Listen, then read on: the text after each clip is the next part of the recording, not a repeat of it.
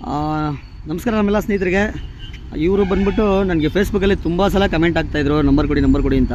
So ಹಾಗೆ ನಾನೊಂದು Facebook number ಹಾಕಿದೆ. ಸೊ ಅದರಲ್ಲಿ ಬಂದರು, ಅಣ್ಣ ಏನು ಸಮಾಚಾರ, ಅಷ್ಟೊಂದು ಸಲ ನಂಬರ್ ಹಾಕ್ತಾಯಿದ್ರಿ, ನಂಬರ್ ಹಾಕಿ ಅಂತ ಕೇಳ್ತಾಯಿದ್ರಿ, ಆಮೇಲೆ ಹಂಗೆ ಬಂದಿದ್ದೀರಾ, ಏನು ವಿಚಾರಕ್ಕೆ ಬಂದಿದ್ರಿ, ಏನೇನು ಮಾಡ್ಕೊಂಡ್ರಿ? ಗಾಡಿ ರಫ್ ಆಗ್ಬಿಟ್ಟಿತ್ತು, ಪಿಕಪ್ ಇರಲಿಲ್ಲ, ಜೊತೆಗೆ ಮೈಲೇಜು ಇರಲಿಲ್ಲ.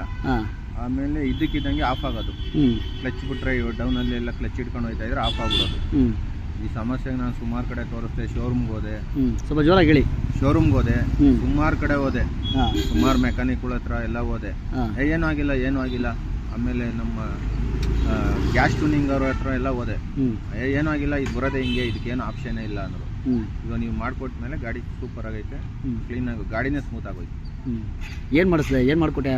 ಟಾಪ್ ಕಿಟ್ ಅಡ್ಜಸ್ಟ್ ಮಾಡಿದ್ರ, ಆಮೇಲೆ ಕ್ಲಚ್ ಅಡ್ಜಸ್ಟ್ ಮಾಡಿದ್ರ, ಟಾಪ್ ಕಿಟ್ಟು ಕ್ಲಚ್ ಅಡ್ಜಸ್ಟ್ ಮಾಡಿದ ತಕ್ಷಣ ಗಾಡಿನೇ ಸ್ಮೂತ್ ಆಯ್ತು. ಇವಾಗ ಓಡ್ಸೋಕ್ಕೆಲ್ಲ ಸ್ಮೂತ್ ಇದೆಯಾ? ಖುಷಿನಾ? ಸೂಪರ್ ಖುಷಿ.